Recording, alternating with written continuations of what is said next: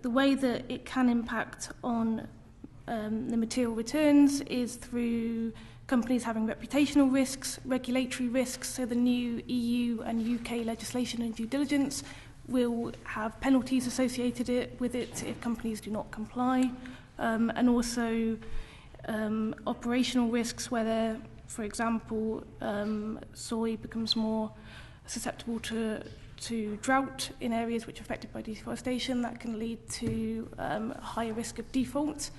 I think importantly, when we look at the number of financial institutions that recognise deforestation as a material risk, a lot of them do not. So only 18 out of the 150 financial institutions recognise deforestation as a material risk. A further 20 saw it as a reputational risk. And I think that's also why there's a clear need for regulation to bring the floor up. And that's why we're only really seeing action by a handful of these leading financial institutions due to that gap in terms of seeing it as a material risk. It's more of a systemic risk.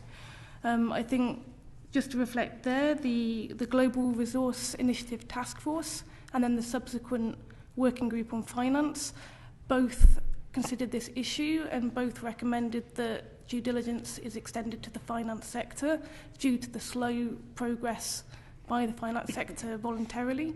So I think that's really important. Obviously, it wasn't included in Schedule 17 of the Environment Act, but I wanted just to draw attention to the Financial Services and Markets Bill that is currently going through. An amendment has been laid that has cross-party support on transposing Schedule 17 for the finance sector in the context of this finance regulation. And I think that's a really exciting opportunity to close that gap and to fulfil the recommendations of the Global Resource Initiative Task Force and subsequent Finance Working Group, and potentially also to extend it to improve the coverage of human rights issues, which are also not fully addressed in Schedule 17.